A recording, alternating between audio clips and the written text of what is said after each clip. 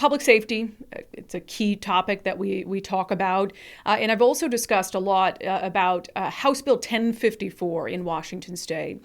It was part of a number of police reform measures that were pushed through in the 2021 legislative session in Olympia. And so it's really a result of the kind of national conversation around police reform following the death of George Floyd.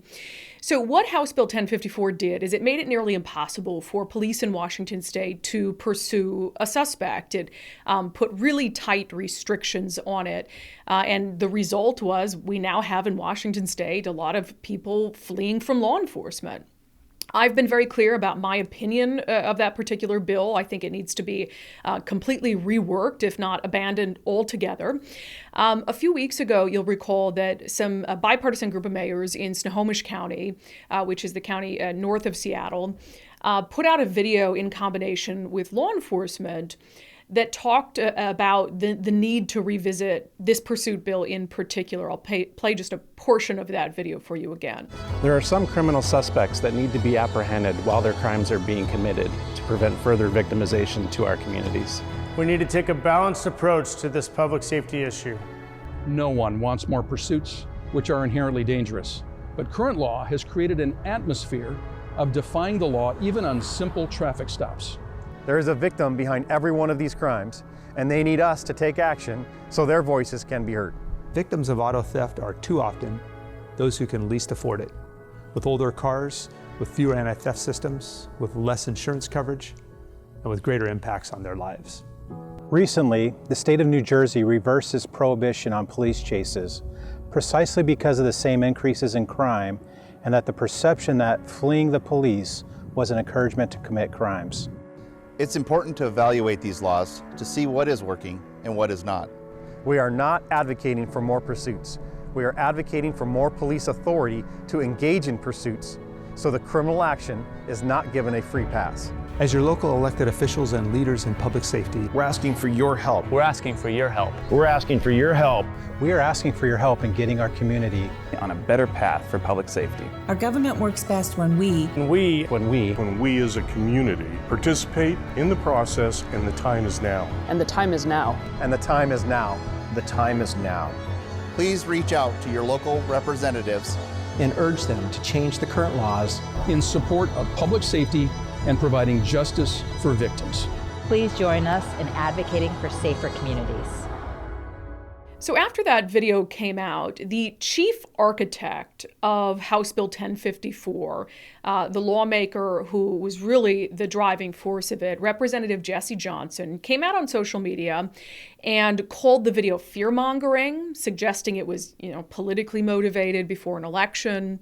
And he also, called it essentially a waste of taxpayer funds.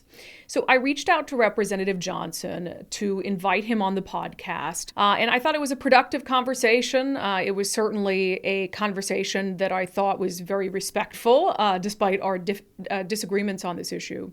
And so what I wanted to do is to play for you that interview unedited.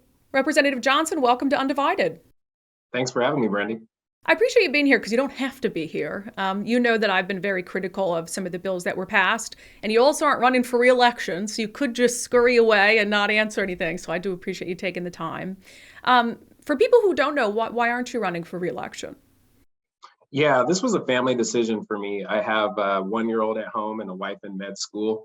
And so we need a little bit more time for me to be at home with the little one and help support her. And she's applying for residency this year, which is a big task. So I'm hoping she all goes well with that. But that was the main decision for me. Yeah, I've seen pictures of the little one. Pretty cute. You look very happy as a dad. Thank you so much. I appreciate it. Yeah, it's adorable. I'm sure that, when it comes to you deciding not to seek re-election, you've heard some of the criticism from, talking heads that do my job, particularly on the conservative side, that they say, hey, you went in, you passed these police reforms, you ruined public safety, and now you're just going away and washing your hands of it. What do you say to those criticisms? Well, I think this is entirely a decision for me personally, but at the same time, I understand that people have differing views on the police reform bills, which is why when I started this process of working on it, I knew it had to be community led. Like, this couldn't be me working on bills in like some ivory tower in Olympia. Like this had to be community driven. And post George Floyd and Manny Ellis, the community asked me to work on these bills, or they at least asked an African-American legislator to work on the bills. And of course, at the time, we only had 4.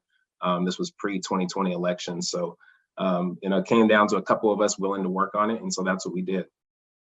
I want to talk specifically, I know there are several of them.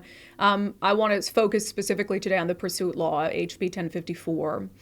Do you believe in hindsight at all that it has had unintended consequences? I do not believe so. I think that, of course, when you look at the data, there are certain crimes that are definitely on the rise, and I acknowledge that across the country, really. But I think when you look at 1054, what we did when it comes to no-knock warrants, I think there was a large proportion of the community that wanted to eliminate no-knock warrants. Chokehold, same thing. Tear gas really hasn't been used since, so that's been good to see that restricted. And then when you get into like military equipment, I think that a lot of the community did not want to see that. And then it comes to pursuit. So we had about 5 or 6, and I remember we actually had an interview about the canine use as well. But there was like 5 or 6 different components of the tactics bill. And the only piece that's actually came in the news has been pursuit. So that's actually pretty good when you think about it. And so, I think when we look at pursuits, that was the most challenging part of the bill, frankly. And I think that, our goal is to limit police violence and, of course, minimize death at the hands of police inherently in the bill. And I think that's what we did. I do think that there's some ways we can work around the fringes and hopefully clean it up a little bit. But I think in terms of going back to what we had before, like that's just not going to happen because the community asked us to do something about it.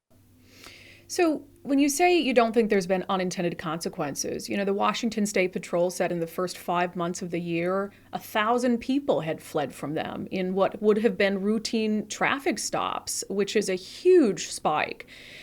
So is that an intended consequence then? Well, I think, when you look at policing, we have to do what's best for the community overall. It's not just about the police officer and that suspect at the time. It's about bystanders, it's about the public. And what we did was we said you had to have more evidence. You had to have probable cause for a violent offense or a sex offense. Of course, DUI stayed the same, a reasonable suspicion. And a lot of people actually wanted us to increase that to PC as well. But we said you had to have more evidence and you had to get a supervisor to agree to the pursuit, initiating the pursuit. And jurisdictions like Seattle and Kirkland already had stricter guidelines. So we're not doing anything that was new. These were already in place in certain jurisdictions. Of course, we standardized it across the state, but we wanted to ensure that one of the most inherently dangerous parts of policing, which is pursuits, it's the second leading cause of death at the hands of police in our state. We wanted to make sure that we only did it in times when it was absolutely necessary. And, you look at some of the, videos like the one in Snohomish County, and it makes you wonder because I think, I've heard from officers say that pursuits is one of the least things that they wanted to do when they went into policing because it's so dangerous. And 2/3 are going to end in a car crash. So I think that, overall, there may be some things that, we have to look at and tweak, but I think overall it is doing what it's intended to, which is to limit death. And I think it's doing that. And let's just get some things out on the table in terms of what we can agree to, because you mentioned a few of them there. Pursuits are dangerous, and police should want to engage in as few as possible. They're dangerous for the police, they're dangerous for the public, they're dangerous for, the suspect who flees. So I think we can all agree on that, right? As you also pointed out, some of the largest police agencies in the state already had very restrictive pursuit policies. The King County Sheriff's Office, the Seattle Police Department, the Bellevue Police Department. They didn't have to change anything because of House Bill 1054. But the key difference is now suspects are keenly aware that those policies exist. And I'm sure you've heard the infamous 911 call of the guy who had his girlfriend, hostage in a vehicle allegedly, and is saying, they can't pursue me. This is an unlawful pursuit. So are you concerned at the fact that this law has given criminals sort of carte blanche to know that they can flee from the police?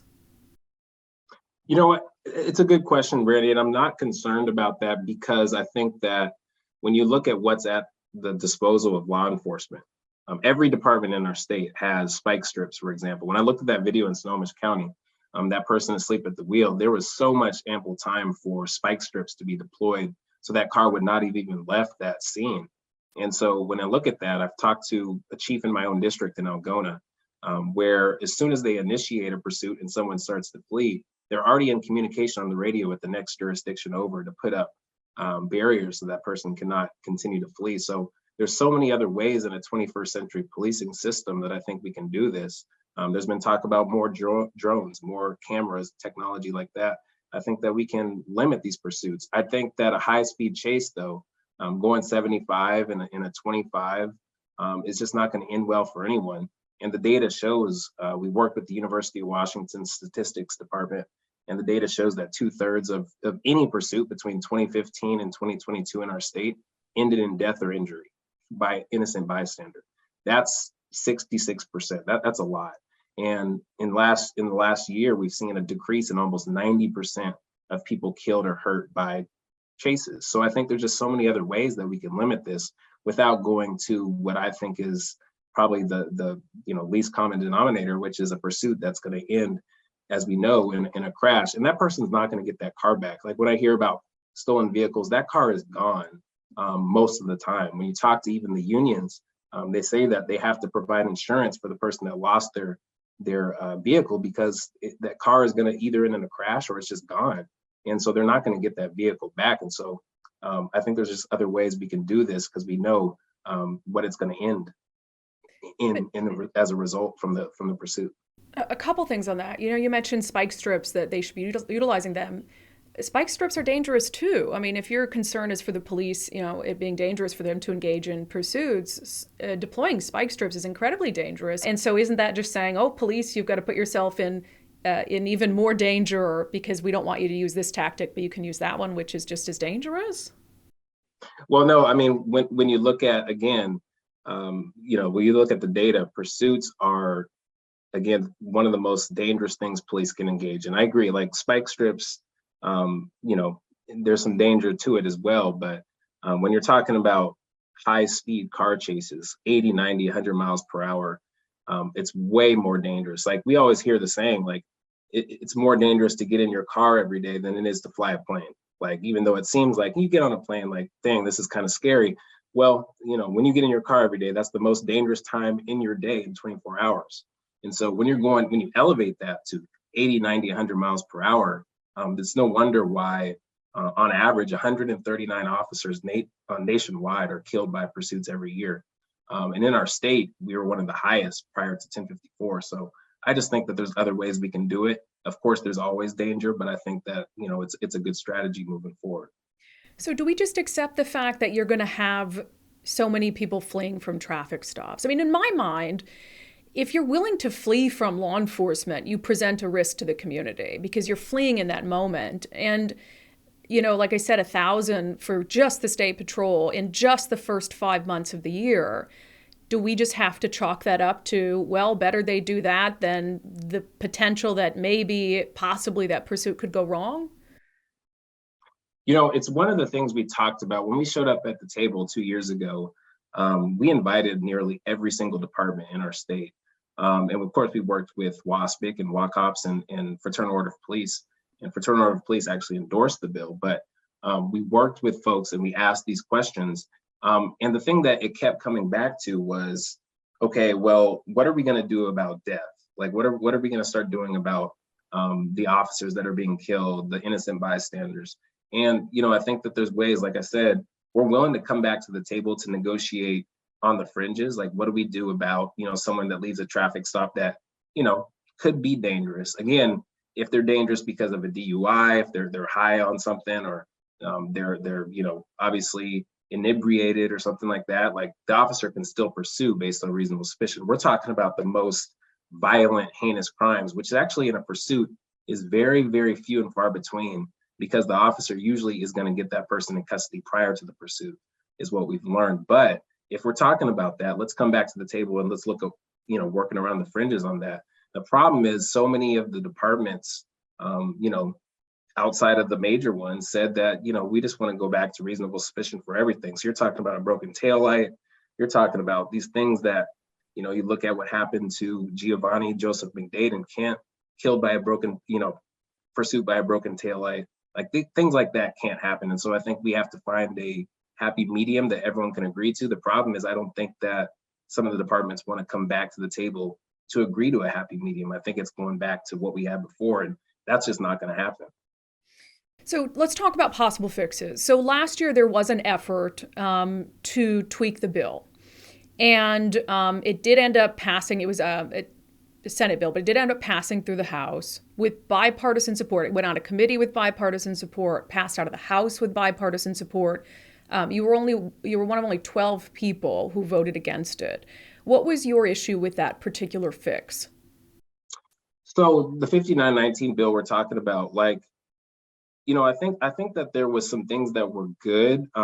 One thing that I did not like was the fact that the balancing test was removed, where an officer has to have, in our current bill in 1054, there's a balancing test where they say, is the risk of putting the suspect, getting them in custody in a hot pursuit, does it outweigh that risk that the person has to the public?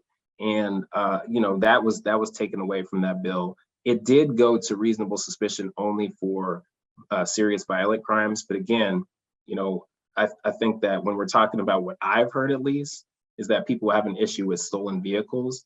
And if that's the main issue, that fixing that part of 1054 is not going to fix that issue, because that's not a serious violent crime. And so that's the main thing that I've heard, is that a lot of law enforcement has an issue with the stolen vehicles piece. Well, that's something that we're going to have to talk about in a separate issue, because that was not going to be fixed in 5919. So I think that I just think that we have to come to the table in good faith and really talk about the issues that they have, some of the things that at least the community, the Coalition on Police Accountability, other folks that weighed in on 1054 and testified in support of it have, and let's find a happy medium.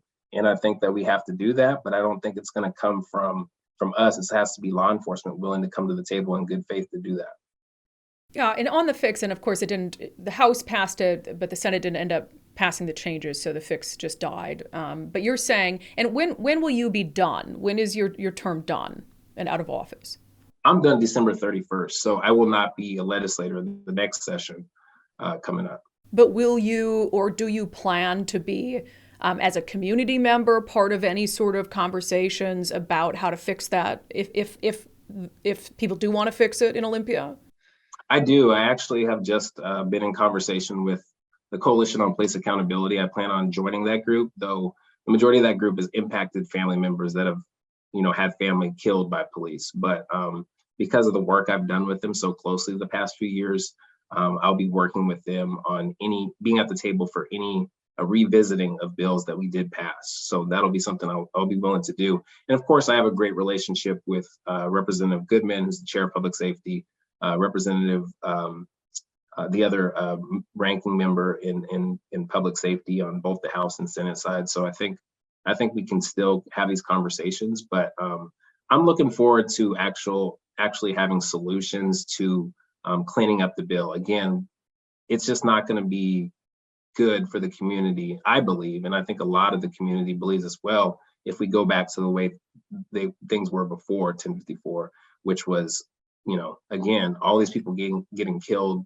by pursuits. I think that's just something that is going to be bad in terms of public safety. I think public safety is more than just, obviously it's part of stopping suspects, but it's also limiting violence in police interactions with community members as well. I think all of that is a part of public safety. And so if we're willing to have that conversation, I'm willing to be a part of it. Do you have data for how many people went on from fled from law enforcement and went on to kill someone? No, I don't think that data has been brought forward. In fact, like last year, we were trying to figure out some of that data, but that data is not being released by law enforcement. And I think that's part of the bill that we did pass around data transparency and that sort of thing, because we want to make sure we have all of the data. But it is hard to get, a hold of some of that data. I think, it's something that should be transparent to the entire public. All of that should be publicly available and should be accessible to the public. Because without that data, we really have no way of knowing whether the pursuit law and limiting pursuits resulted in a net benefit to the loss of life, right? We just are guessing. Well, I think if you did hear about it, like when we heard about, for example, this wasn't a hot pursuit, but there was a suspect in Puyallup last year, 2021, after the bill went in place, which is why we came back to the table and we did tweak the part about 1310, where we said, you can't engage in even a foot pursuit of somebody unless you have probable cause. Well, we went back to reasonable suspicion only after a couple months of the bill being in place for that very reason. And so that was actually all over the news, that incident in Puyallup where I guess somebody had committed a crime and then now they were a suspect for murder in Puyallup. And they eventually caught the guy. But I think, it was one of the things that we did coming back on 1310. And so I think if you heard about that kind of thing, like that was going to be on the news, you're going to hear about it. And I haven't personally heard about someone that's went on to kill someone after a car pursuit, but obviously it could still be there. I mean, it could happen, and I'm sure it would be reported if it did. Yeah, and I'm not blaming you for lack of data, but it seems like we kind of have an incomplete picture to really determine, is the pursuit law a net benefit to public safety? Is it reducing overall the amount of people who are injured or who die? Or is it outweighed by what those people go on to do? And it's just sort of an unknown. And again, I'm not blaming you for that. So when we talk about, really quickly on a fix, one of the things that doesn't make sense to me about the law as it's written is there's a lower standard when it comes to an officer being able to stop someone for DUI than there is for an officer being able to stop someone suspected of a violent crime. It's probable cause for a violent crime and reasonable suspicion for DUI. Why is there a difference? Why not make both of those things reasonable suspicion? Well, it is because of what we know about the data. Again, DUI is the most prevalent, I guess, encounter with a vehicle that police have. I've heard data, something around like 80 to 100 stops every department a day is some kind of DUI stop or associated stop. So it happens so often that we knew that that's something we should probably keep in place. Though some people disagree and say we should go to probable cause. For serious violent crime, again, if you're engaged in a serious violent crime, we want to make sure that the officer has at least some level of evidence for that. And probable cause, like, again, there's all these standards, but that's the second level of the standard, is getting to probable cause, getting some level of, you have a license plate at least, like that would elevate to probable cause. It's a pretty high bar in the moment, though. Do you see how that's a high bar in the moment? If you think somebody has kidnapped someone or committed a robbery or a homicide, that getting to probable cause in the moment to be able to pull them over is a high bar? I mean, I think it's a bar that makes sense when we look at what we have with just an average everyday person. Like, say if you committed a crime, like, and you get a call to the police about that crime, I mean, that it could be a black, like, reasonable suspicion is so low, it could literally be a black truck and there's 10 black trucks on the road. You can go after all 10. Like, I don't think that when you look at the data of how many of these pursuits end in death or injury, that's enough, even for a serious violent crime. It should at least be some level of actual evidence rather than, just a arbitrary description, like that. I want to ask you about a couple things that you said. As you pointed out earlier, I had you on when I was still at Fox. And really, I gave you credit for working with Republicans to back away from a law that would have drastically limited the use of police canines. And so I know that you're capable of having conversations that are reasonable, because we've had them before, and I think that we're having one right now. This video comes out from the Snohomish County Sheriff's Office, and it has multiple law enforcement officials from across the state, and then Snohomish County mayors as well. And basically they're urging citizens to reach out to their elected leaders to try to tweak some of these things, including the pursuit law. On Twitter, you called the video fear-mongering. Why?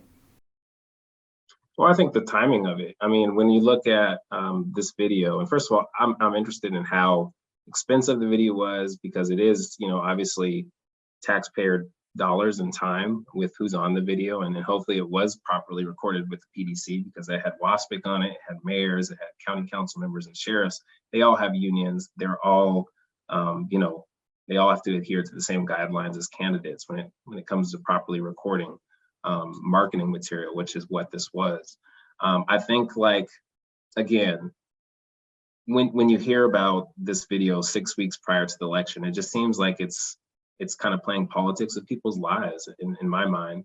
All credit to folks that believe in changing the policy, but again, we invited everyone to the table, and only some came to the table when we're going through this policy and working out the kinks, and not only the 2021 session, but back to the table in 2022. And so it seemed a little bit like fear mongering in my mind because of the timing of it. I had just heard the mayor of Everett, for example, she held a state of the city address earlier this year in which she praised the reform policies. She talked about the need for more police accountability and community policing. And then to see her in the video with a different tune, it kind of, I don't know, it just makes you wonder in terms of why the timing was what it was. So in my mind, again, the video was kind of bipartisan in a sense, but it was maybe one or two Democrats and the rest were Republicans, and they're talking about something, 6 weeks before the election. And so in my mind, that says a lot. But, you've also had Democrats who've completely changed their tune on public safety. Governor Jay Inslee suddenly comes out and says he's against police defunding. The Attorney General, who said nothing about looting in downtown Seattle, comes out with a retail theft task force. Dow Constantine, who wanted to divest money from his sheriff's office 2 years ago, all of a sudden last week wants to invest money in the sheriff's office. So couldn't that be looked at the same way when Democrats change course on public safety suddenly before an election? Well, it depends if those folks, like, for example, if Governor Inslee was a proponent of police defunding and then he said he wasn't for it, like, that's a direct conflict. Like, what I'm saying is, if you have people that are literally praising the reform policies and then right before the election saying that they have an issue with a piece of the reform policy, it just doesn't really make sense in my mind. For example, I've never been a proponent of defund the police. I've never said it, never supported it. But of course, you get associated with it in that whole year that we had. In fact, the city that I live in Federal Way, like, we've added 15 officers in the last year. Like, the majority of towns and jurisdictions and cities in our state are adding for law enforcement because we understand that in this pandemic that we've never had before, a global pandemic, there's been crimes and a level of crimes that have happened that we need more law enforcement to work with mental health folks, to work with different social service providers to get these folks that need help, the help that they need, or the folks that are criminals put behind bars. So we've done that, but I think, like, it's different in my mind when you are literally invited to the table and then you say the policies are well done, and then right before the election you change tune. That's in my mind the problem that I have. Well, are you open to the possibility that they wanted to wait and see what the consequences were? I mean, we are now some months into this being law, and clearly there are some implications from it. So is it possible that they just are looking at what has happened and it's not fear mongering, but it's fear? Well, the laws went into place July 25th of 2021. So they've been in place for going on a year and a half. And people have been speaking out about it, by the way, for a long time. I mean, the video just came out, but there has been growing opposition ever since it went into place. Right, but when we came to the table in session this year, it was not a priority to change the pursuit policy. That was not a priority. We had one bill to change it. It kind of moved forward in the House, and then the Senate, they disagreed, but there was never like this outburst of we need to pass this pursuit policy. It never happened. And so I think, it's a priority when it's a good time for people for it to be a priority for people's lives or whatever they're doing with their campaigns. But in terms of like a priority for the public, this has not been something that has been, people have reversed course on. The second largest police union in our state still supports the bill. They just put out a statement in the AP last week supporting the pursuit policy. So, I mean, I don't think it's this thing where a lot of folks are coming together saying we need to change this. I think it's a few that may disagree with the policy, but if you're willing to come to the table in good faith, then come to the table in good faith, but don't just use it when it feels useful for you. But, we've had now, and I listed them here, the mayors of Kent, Auburn, Federal Way, Renton, Enumclaw, Pacific, Black Diamond, Mount Vernon, Burlington, Cedro-Woolley, Anacortes, Everett, Marysville, Arlington, Lake Stevens, Solton, just to name a few, have all come out publicly in the last few months, urging a change to that pursuit law. Are they all just being disingenuous for political reasons? Well, they haven't had a specific strategy change. They said, let's work on a tweak to the policy, but I haven't heard any of them say, this is what we want to see happen. I mean, a few have said, hey, let's go back to reasonable suspicion. But when we had, when we had our legislative session, I will say the mayor of Federal Way was very involved in that session, the mayor of Auburn as well. None of the other mayors they were invited, but they didn't come to the table to work on pursuits. And so when you actually want to be a part of the solution, I think it's different than when you're in the public and you're saying what you want to see happen. But if you're invited, like, why not come to the table? And so again, we've had 2 sessions where pursuit policies have been a part of the discussion on reform, and the policy has not moved. It's been what it was. And so I don't think that there's this big outpouring of support to change the policy like we think. I think that there's just as many mayors that support it. You listed off a number of them. There's just as many that I've heard that support the policy. So I think, it's up to us to do what the majority of the community and the public say. That's our jobs. Like, we want to put in place what the public wants. And I do just want to reiterate, there was an effort to change it, even amongst Democrats in Olympia this past legislative session. It went out of the committee, the House even passed it, and it just didn't make it across the finish line. So there was a movement and an effort to change it. Yeah, but again, the effort that we had to move forward was nothing to do with more pursuits for stolen vehicles. It was nothing to do with, the majority of the things that we hear in the news. When I hear about this amount of stolen vehicles, the majority of people in the public still believe that police should not be pursuing for stolen vehicles, as we saw in Senate Bill 5919 this year. That part was stripped out. And so if the majority of what the complaints are not actually being outlined in the bill, again, I don't see why. That's probably part of the reason why it didn't pass in the Senate, because it's not addressing what these folks are saying. So why move it forward? I think that's something we have to think about. Just a couple more things. When it was pointed out to you on Twitter that both Democrats and Republicans were calling for changes to the pursuit bill, you said that you don't count Republicans in Democratic suits. Who are the Republicans pretending to be Democrats specifically? Well, I mean, I think a lot of people can probably see that for themselves. I have my personal beliefs around that. I mean, I've worked in a city where a lot of folks claim to be Democrats that I just don't feel are Democrats. And you can put 2 and 2 together and find out what you think about that, or who that is. Who name one? I mean, you're the one who said it. So who's a Republican pretending to be a Democrat in your estimation? Well, I mean, I worked with a mayor here in Federal Way that was a Republican and switched over to be a Democrat. I mean, that tells you enough. I mean, I think, and he's running for King County prosecutor. So, I mean, as a Democrat, but if you look at all the policies he supported, I mean, I can't really think of one that's been a Democratic-led policy in my mind. So, that happens a lot in politics. It's part of the game of politics. I get it, but I just think in terms of like policies that actually are important to people's lives, like, stick to your guns. If you believe in this, then stick with it. Don't praise something and then a few months later, if it benefits you, saying, it doesn't work for your community, when just a few months ago, it was something that you supported. So again, that's what I feel like. Cassie Franklin in Everett, who was endorsed at one point by progressive groups, are you suggesting she's actually a Republican? Well, I would just go back and look at her State of the City address from March of this year and see what you think about it. Well, certainly Republicans aren't the only ones who care about public safety, right? No, I mean, again, public safety is a lot of different components. I believe interactions between police and community are a part of public safety. And when you look at policing in our history, we can all agree it's a challenging history. I mean, where policing started to where it is now. But I think in the 21st century policing, post George Floyd, post Manny Ellis in our state, we have to do things differently. And that includes raising the standards. It includes more accountability, more transparency.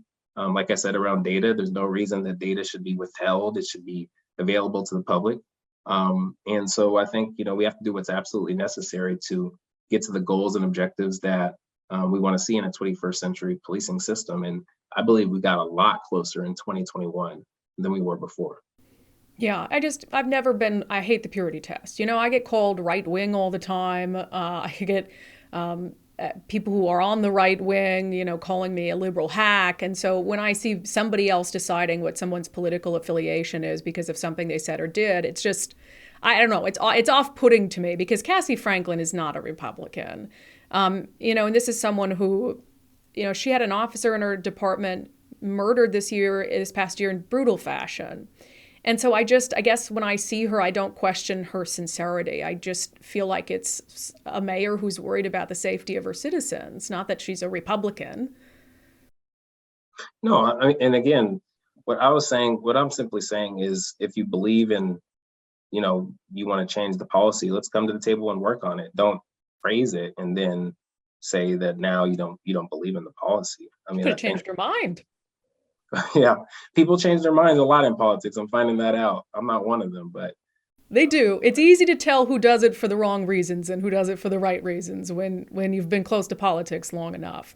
Clarity on one more point. You just said that you're open to law enforcement coming to the table. I will note that the Fraternal Order of Police, just before we got on, put out a statement saying that they are interested as well in law enforcement coming to the table to find workable solutions and best policies regarding the pursuit law. So even though they did endorse it, it looks like they're coming out this morning and saying that they are amenable to, helping with changes that could make it better. So I do just want to note that.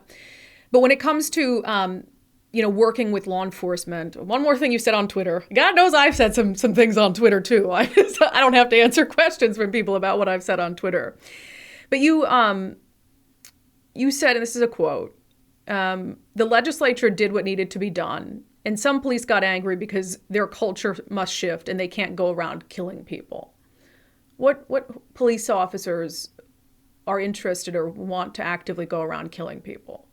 It just seems like that's a very intense thing to say when you're saying that you want to come to the table with law enforcement. Well, I mean, I'm someone that really believes not in what you say, but what you do. And I know a lot of people agree with that. I mean, what you do means a lot more than what you say. And when I look at some departments in our state, I mean, I think that there's some major culture shifting that needs to happen. I mean, I'll name one in my own district, Auburn. Like the amount of people killed at the hands of Auburn police in the last decade has been terrible. And not one of them has been put on trial. One's put on trial, Officer Jeff Nelson for Jesse Saray. And we all know what's going to happen there. And so it has to be blatant, like it was in George Floyd, for anything to happen. And so, I just think it's concerning when the culture continues to move forward as it is. Now, the Criminal Justice Training Academy is doing an outstanding job. And I've visited there many times, talking with the director, Monica Alexander, officers, just so many great people there. I mean, the use of force trainer there, Ken Westfall out of Lacey, is amazing. He talks about the history of race and policing. And a lot of the new officers and transfer officers are getting it. They're going to these departments with a new mindset shift, but then the departments still control the culture. At the end of the day, the department that you work for controls the culture of your workplace. And so I think that there's a lot of departments, and I named just one, that need to shift. But again, just when you say in one breath, and I think you've had a really, your tone throughout this interview has been one of, I'm willing to work with people and come to the table. So when you say in one breath that you want to work with law enforcement on this issue, and then you're talking about how police are just mad they can't go around killing people, why would law enforcement take you as genuine or take you at your word that you want to have conversations with them in good faith? Well, again, the quote I said was some police, and what I found, it's a mix. I've had great working relationships with members of Fraternal Order of Police this entire process. They'll tell you, I mean, the director there is the chief of Algona in my district. We've had so many conversations, sometimes, heated ones, and sometimes just we agree, and we've gotten to solutions. The same for members of the CJTC. I can't say all the same for WASPIC. There's been some challenges working with WASPIC, but I think there's a lot of ways we can come to the table. But I do believe that some police do not want to shift. Not all, of course, but some don't, and we've seen that work, play its way in the public when we see policies stay the same and nothing continues to happen, which is why the public demanded change in 2019 when they voted for I-940, which is why every poll in 2020, 2021 called for reform in our state. And I think that's why we took it on. All right, let's end with this. On a broader, looking from a more broad scale on public safety. Well, you guys were doing these bills in Olympia in 2021. We were already in the midst of a public safety emergency, a crisis that had really started in earnest just before the pandemic. Your community that you represent in Federal Way experienced record homicide rates in 2021 while you guys were focused on police reform. Were you focused on the wrong thing? Should you have been doing more, even if it was at the same time, to deal with the serious rise in violent crime in your own community? Yeah, I've been a part of this conversation in my community since 2016, where we had 4 young people murdered and we all came to City Hall. This was prior to when I even ran for office, City Council. And we had these conversations with the mayor. We provided the City Council and the mayor at the time a list of 10 solid, viable recommendations to decrease youth gun violence in our community. And I can tell you not one of them was implemented. It's sadly, I think politics still continues to get in the way of progress. And I was not going to let that happen post George Floyd, post Breonna Taylor, post Manny Ellis, post all the numbers of names of people that have been killed by police, even here in our state. And when the public said we demand change and reform, luckily a couple of us were willing to take that on in 2021.